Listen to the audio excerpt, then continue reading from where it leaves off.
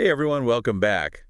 Today we're diving deep, into Robert Kiyosaki's world, Oh, yeah. specifically his latest YouTube video. Okay. It's called "Banks Will Seize All Your Money in This Crisis." Robert Kiyosaki's last warning from the Free Investing channel. Oh, wow. I don't know about you, but titles like that definitely pique my interest. Yeah. So we're going to unpack Kiyosaki's arguments about this looming economic crisis Oh, okay. and explore his unconventional investment strategies. Right. See what we can learn from his experience, even if we don't agree with everything he says. Yeah, Kiyosaki certainly isn't shy about making bold claims. Right. His core argument in this video is that we're on the brink of a major economic downturn, maybe even a depression driven by government spending, inflation, Oh, wow. and a potential crash in the bond market. He really paints a bleak picture, doesn't he? He does. It's almost like he's saying we need to completely rethink our approach to finances. He does, and one of his most striking suggestions is that we should be looking to create assets, much like he's done with his books and real estate investments. Well, I was wondering when we'd get to that. Oh, yeah. It's certainly a controversial viewpoint. Right. He even uses the example of borrowing $300 million Yeah. to buy real estate after the 2008 crash. Exactly. That would make most financial advisors cringe. And it's important to understand the nuances of his approach. Okay. While this particular example might be out of reach for most people, Right. Kiyosaki's point is that debt, Oh, when used strategically to acquire income-generating assets, okay. can be a powerful tool. So this is where his distinction between passive and portfolio income comes into play. Yes, exactly. You break those down for us. Absolutely. Okay. Passive income, according to Kiyosaki, is money generated from assets you own, like rental properties or royalties from a book. Okay. Think of it as money that works for you even while you sleep. So like, Portfolio income, on the other hand, Yeah. comes from buying and selling assets like stocks. Yep. It's more active and often involves more risk. Kiyosaki argues that passive income is not only more reliable, especially in volatile markets, right. but also offers significant tax advantages. So Kiyosaki is essentially saying, forget saving, embrace debt, Wow. and build assets that generate passive income. Yeah, it's definitely a different way of thinking about personal finance. It is, and he ties this back to his concerns about the fractional reserve banking system. He argues that because banks lend out more money than they actually have in reserves, Right. it leads to inflation, which erodes the value of your savings. Yeah. So saving money actually makes you poorer. It is, and it goes against a lot of conventional financial wisdom. Right. It's worth noting, however, that many economists argue that saving, even with modest interest rates, can still play a vital role in long-term financial stability. It seems like Kiyosaki is really emphasizing the importance of taking control of your finances Yes. and not relying on the traditional systems. Right. But he also talks a lot about the importance of experience, especially when it comes to navigating financial crises. Yeah. Why does he put so much emphasis on that? He believes that you should be wary of taking financial advice from people who haven't personally experienced major economic downturns. He even points out that many financial advisors today are too young to have experienced the 2008 crisis, Well, let alone the stagflation of the 1970s. so how much weight should we give to someone's experience when evaluating their advice? That's a great question. Is there a danger in dismissing newer perspectives simply because they lack the same historical context? And one that really gets to the heart of Kiyosaki's message. Okay. While experience can certainly provide valuable insights, Right. it's also important to remember that the economic landscape is constantly changing. Yeah. What worked in the past might not necessarily work in the future.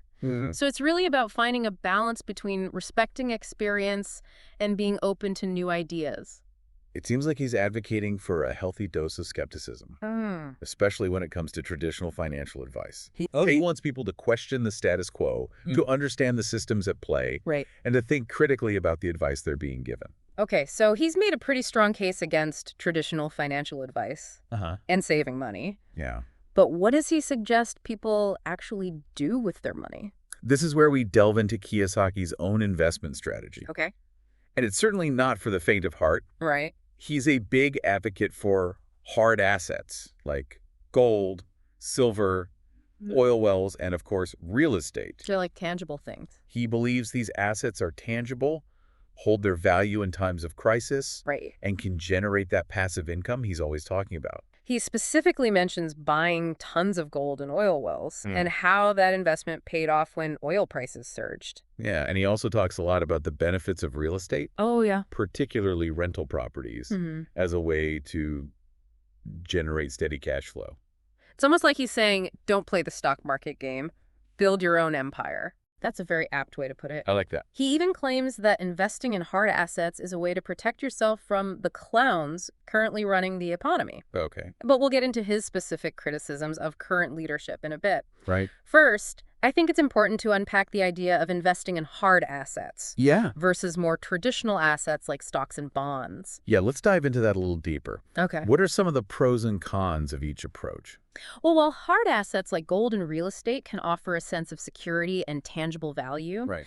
they can also be illiquid and require significant capital upfront.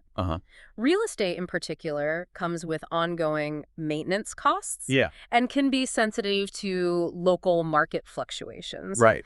Stocks and bonds, on the other hand, are generally more liquid and accessible to the average investor, but they also carry their own risks, especially in volatile markets. So it sounds like there's no one-size-fits-all answer here. Exactly. The best approach probably depends on individual circumstances. Right. Risk tolerance, and financial goals. And this is where Kiyosaki's message can be a bit tricky.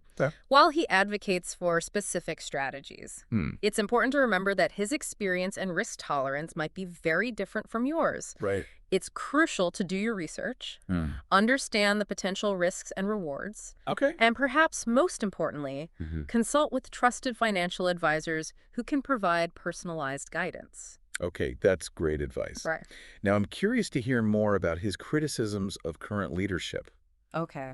He uses some pretty strong language in the video. Yeah. Calling them clowns and even agents. Yeah. What's he getting at there? This is where things get a bit more controversial. Okay. Kiyosaki expresses a deep distrust of President Biden, Vice President Harris, Treasury Secretary Yellen, and Fed Chair Powell.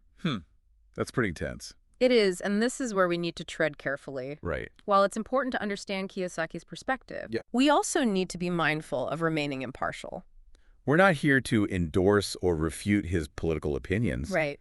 But rather to analyze his economic arguments within the context of his broader message. Exactly. That makes sense. And even if you disagree with Kiyosaki's specific views on leadership, it's worth considering his broader point about the importance of questioning authority, especially when it comes to issues that directly impact your financial well-being. So to summarize, Kiyosaki is essentially sounding the alarm about a potential economic crisis, challenging traditional financial advice, and advocating for unconventional investment strategies. He does. He's definitely a provocative figure who encourages us to think differently about money and the systems that govern it.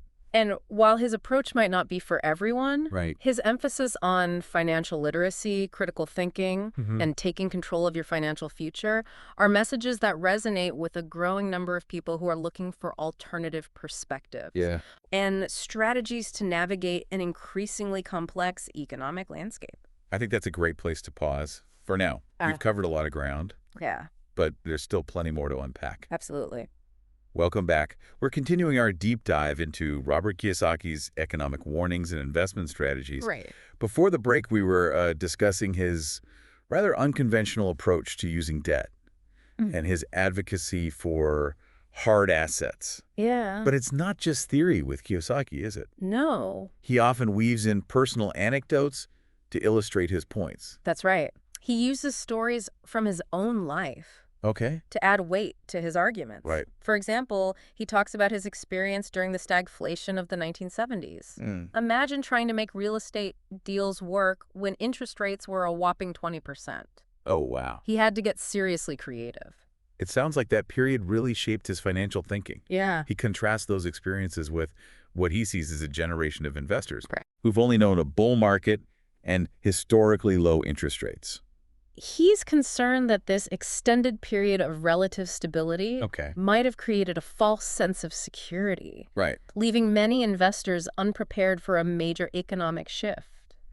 He seems to be suggesting that those who haven't experienced a true downturn might not fully grasp the potential risks involved. So he's essentially drawing a line in the sand, saying, listen to those who've been through the fire. not those who've only seen sunny skies. That's a great way to put it. I like that. It goes back to his earlier point about the importance of experience when evaluating financial advice. Right. He's not saying to dismiss younger perspectives entirely, Okay. but rather to consider the context of their experience. Mm. Have they been tested in the crucible of a major economic crisis? It's a thought-provoking perspective. Yeah.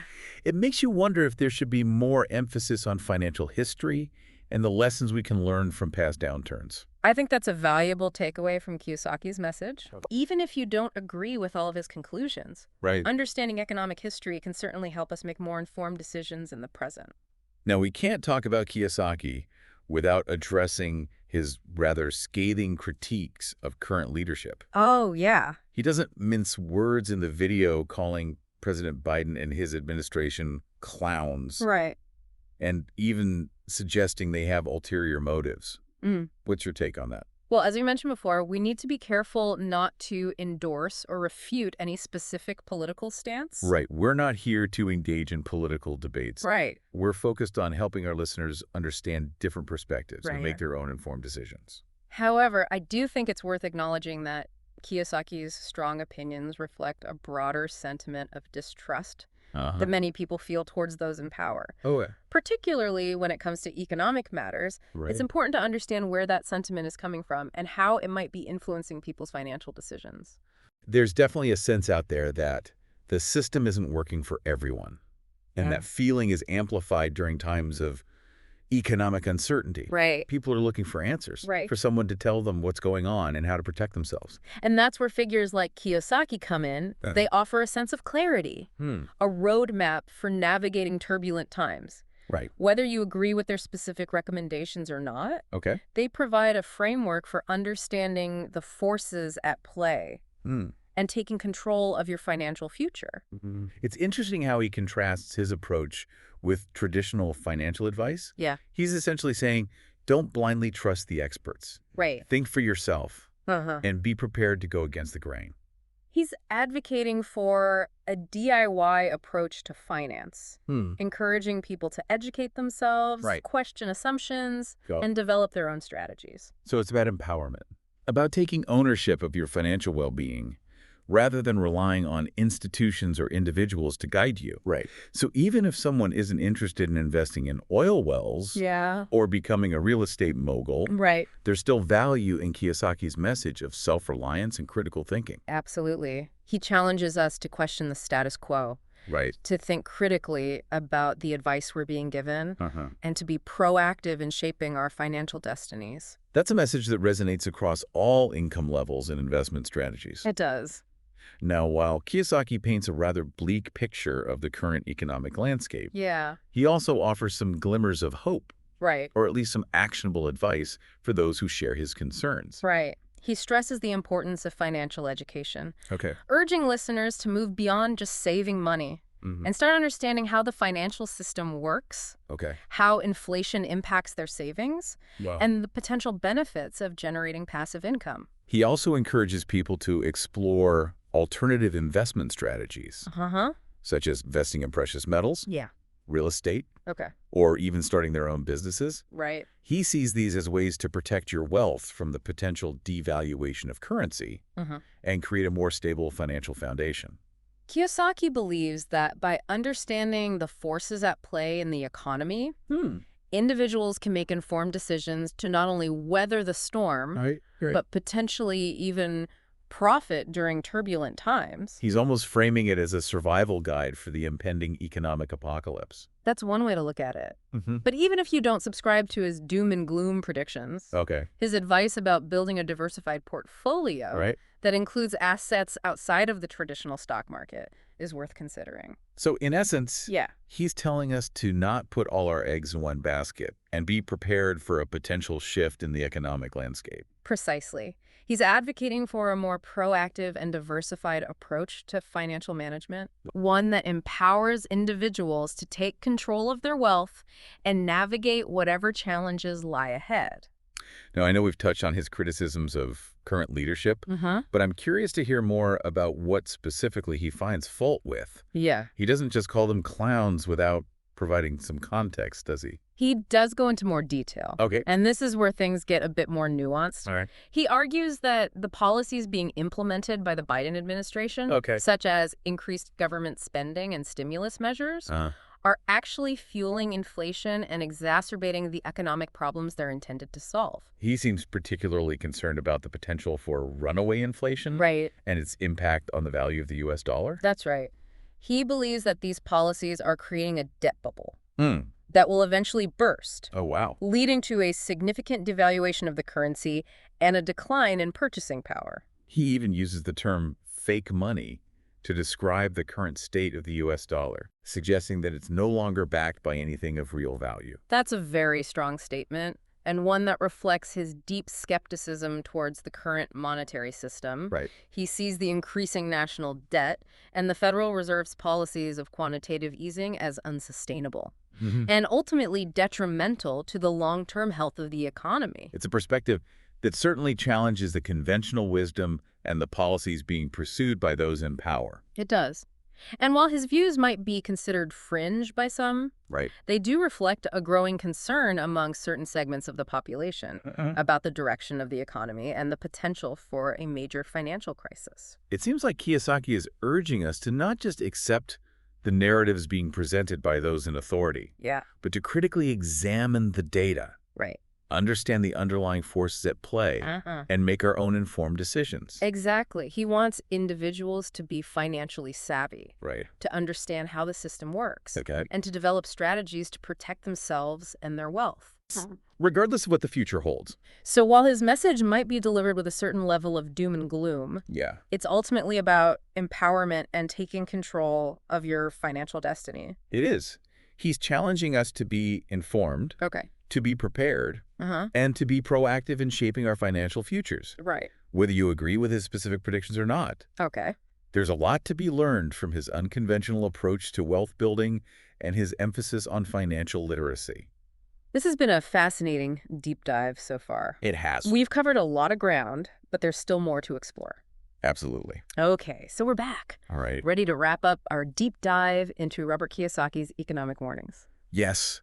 We've explored his unconventional approach to debt, Right. his emphasis on hard assets, and his critiques of current leadership. Yeah. So now let's bring it all together and see what key takeaways we can glean from his message. Okay. Even if we don't necessarily agree with all of his predictions or strategies. I think one of the most important takeaways, regardless of your stance on Kiyosaki's specific recommendations, is the importance of financial literacy.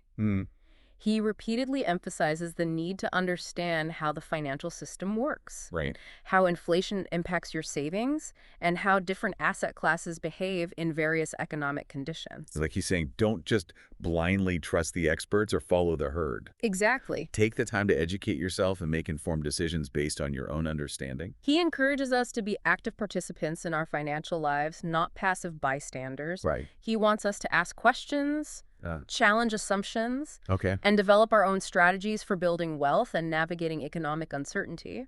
That resonates with me. Yeah, It's about taking ownership, isn't it? it is. Instead of feeling helpless or overwhelmed by economic forces beyond our control, we can empower ourselves with knowledge and make choices that align with our individual goals and risk tolerance. Absolutely. Okay. And another key takeaway is the importance of diversification. Kiyosaki is a big advocate for building a portfolio that includes a mix of assets, particularly hard assets like gold, silver, and real estate. Right. While these might not be suitable for every investor, the underlying principle of diversification is sound advice for anyone.